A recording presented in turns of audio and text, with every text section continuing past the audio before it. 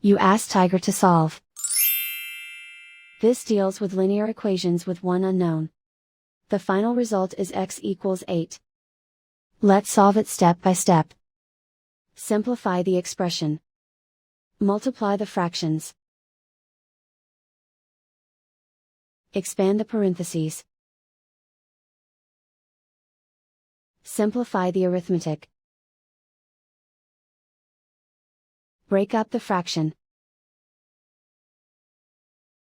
Simplify the arithmetic.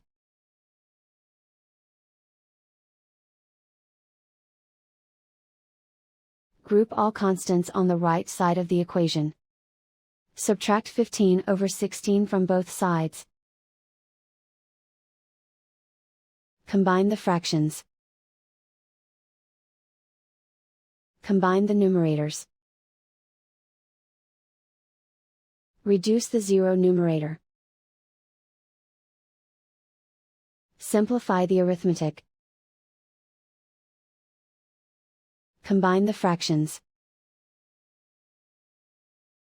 Combine the numerators.